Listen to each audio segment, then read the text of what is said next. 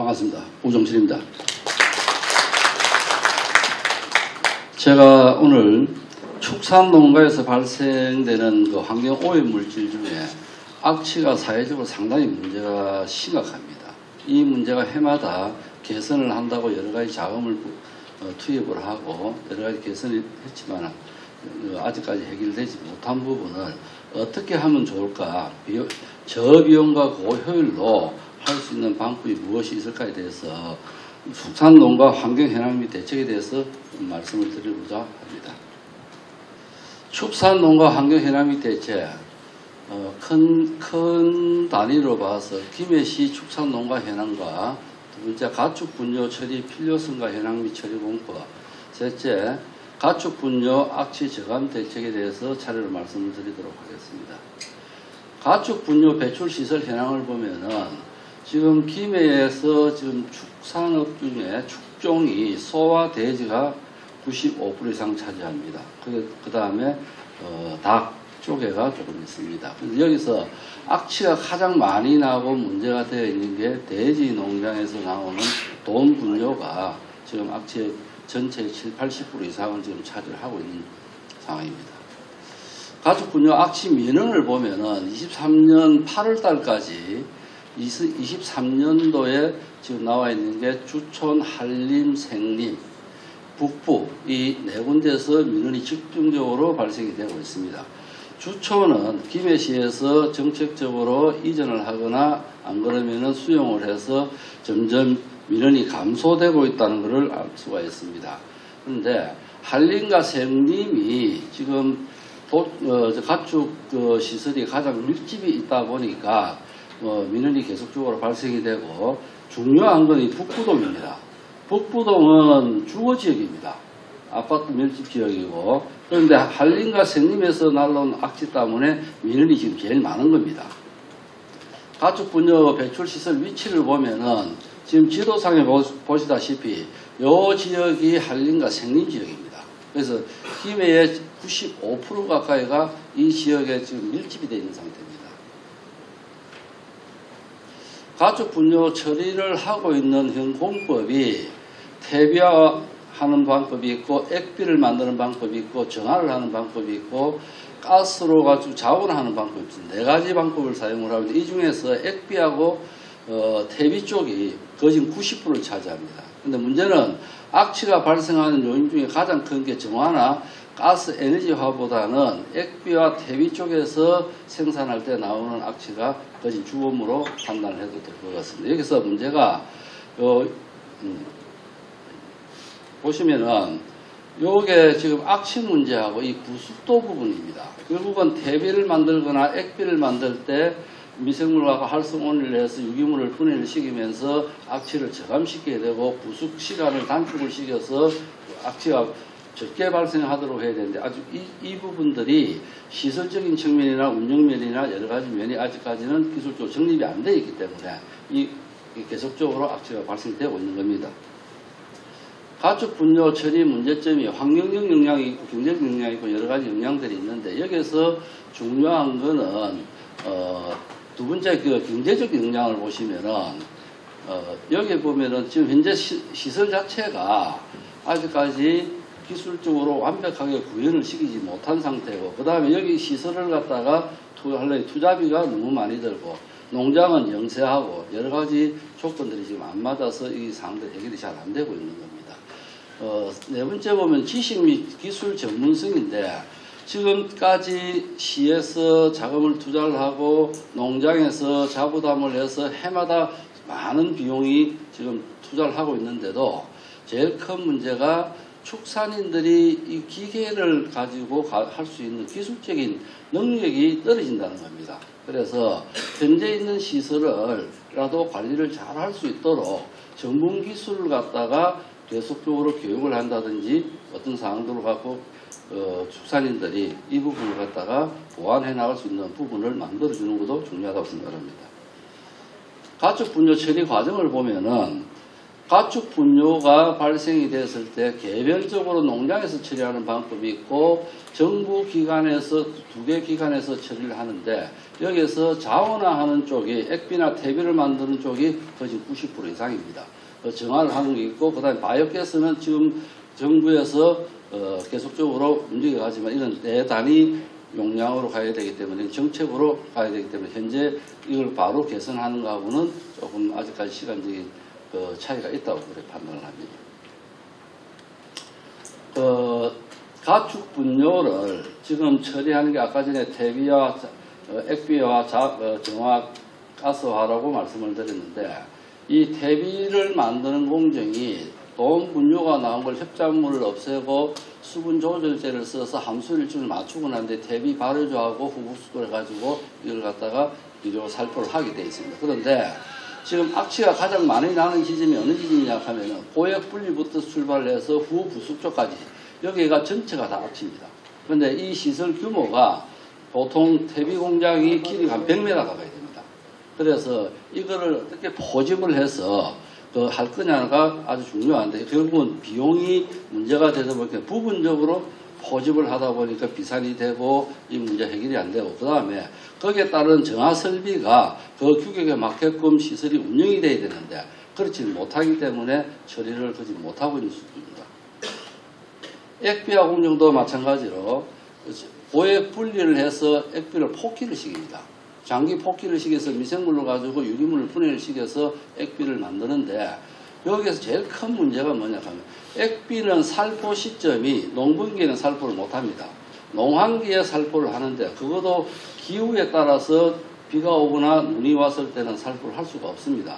그럼 1년에 3개월 내지 4개월 정도 살포를 하니까 이 만드는 걸 1년 내내 저장을 해야 된다는 이야기입니다. 그래서 이 악취 부분이 해결할 수 있는 방법을 여러 가지 생각을 해봐야 될 필요성이 있다고 생각합니다. 바이오가스화 공정은 이거를 메탄가스를 만들어서 보일러 온수를 쓰거나 열병합에 전기발전해서 사용을 하는 시설입니다. 이 시설은 아직까지 정부에서 여러 가지 시책을 진행을 하고 있기 때문에 시간이 좀 많이 걸릴 거라고 생각합니다. 정화처리공법은 폐수처리장에서 폐수처리를 해서 상등수는 환경법 기준 이하로 방류를 하고 거기에서 나온 슬러리는 케이크화해서 이걸 2차 처리를 또 하고 있습니다. HTO 공법에 대해서 말씀을 좀 드리겠습니다. HTO 공법이 미생물을 갖고 액상 발효와 고상 발효를 사용을 해서 지금 여기 돈사에서 나온 돈 분뇨를 요 기계를 통해 가지고 처리를 하게 되면은 95%가 감량이 되고 5% 정도의 고형분이 나오는데 이 고형분 성상은 일반 톱밥하고 비슷하다고 생각을 하시면 됩니다.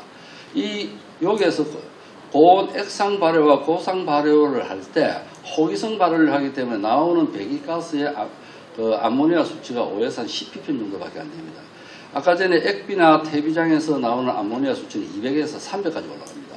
그러다 보니까 이 5에서 10ppm밖에 안 되는 건 뒤에 악취 저감기를 통해서 충분히 제로 베이스까지 만들 수 있다는 그런 이야기입니다. 그리고 여기서 한 가지 중요한 거는 이 시설은 지금 대지를 아까 전에 액비를 말씀을 드릴 때 1년 정도를 저장을 할 수 있는 용량이 돼야 된다고 말씀을 드렸는데 보통 한 2,000도 정도 사용을 하게 되면은 어느 정도의 저장조를 갖고 있는 건 1,000톤 이상을 갖고 있습니다. 그런데 이 설비라는 저장조가 필요가 없습니다.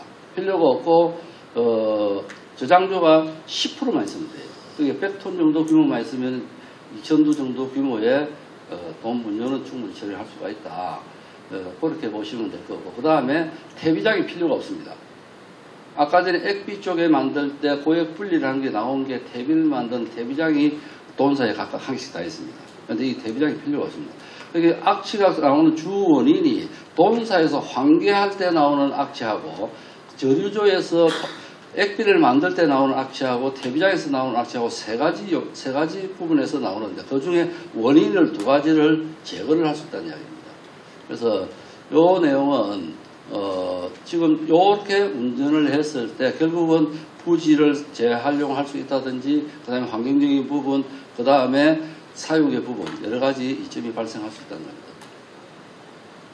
HTO 공법이 공정이 액상 발효를 해서 여기서 발효를 하고 일정량을 고상 발효를 넘겨서 최종적으로 마무리를 하는데 여기서 나온 게 고형분이 한 5% 정도 나온다는 얘기예요. 여기서 나올 때 악취가 아모니아가 5에서 한 10ppm 정도밖에 안 나오기 때문에 일반적인 세정식 집진기에서만 하더라도 효율이 60-70%만 보더라도 2-3% 정도의 아모니아밖에 안 나오기 때문에 큰 문제는 없다는.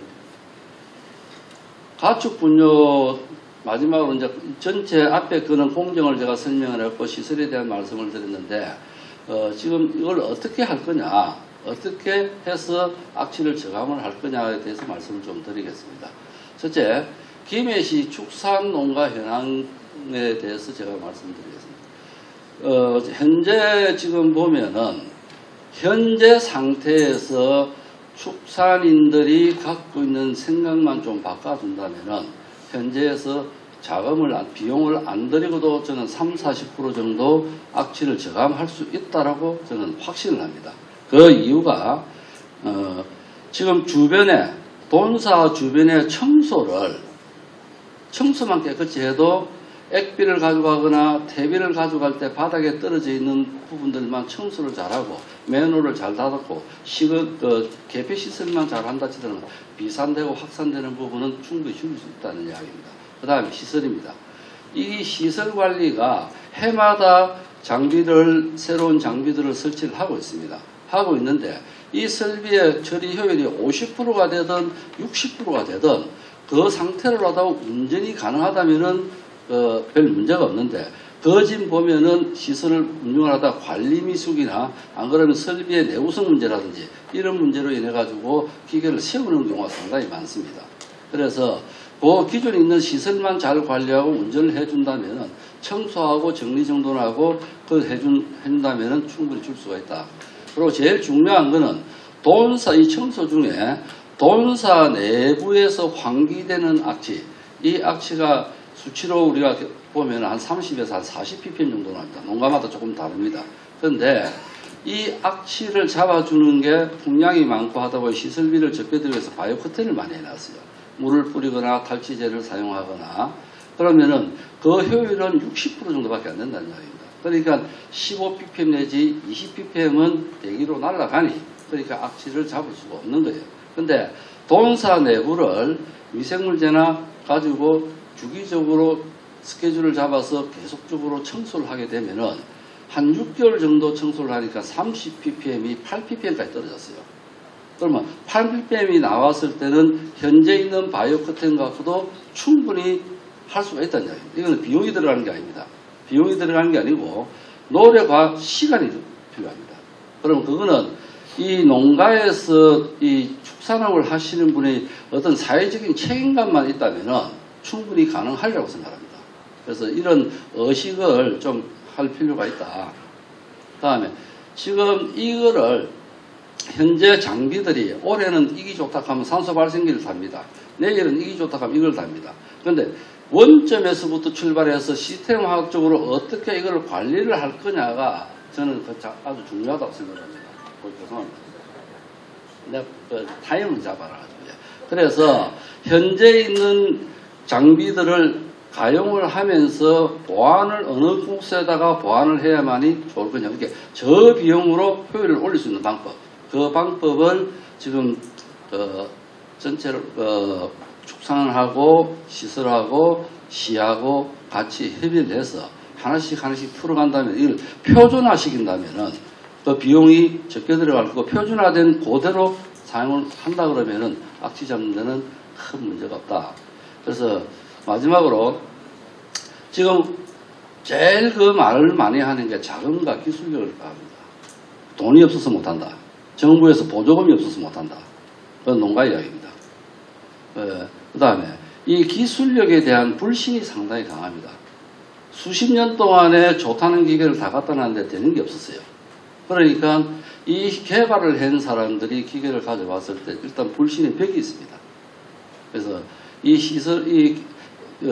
시설을 하고자 하는 기계를 개발하는 사람도 그 기계에 대한 자신감 같은 자긍심을 가져야 되는데 한계를 판다는 생각만 갖고 덤비드는 사람도 많고 또 원천 기술을 가지고 있는 사람이 별로 없었습니다.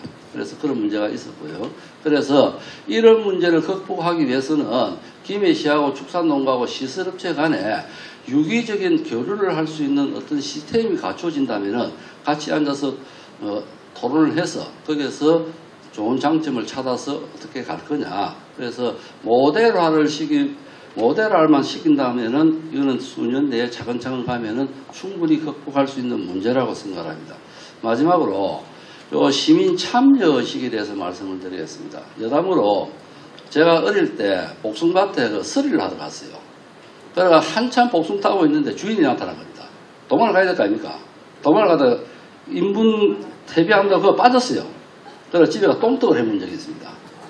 예, 나는 그걸 했습니다. 그래서 제가 왜 이 말씀을 드리나 하면은 우리가 50대 이상은 퇴비는 냄새가 난다. 그러면 냄새가 난다라고 인정하고 살았는데 그 밑에 대는 전혀 경험해보지 못한 세상입니다.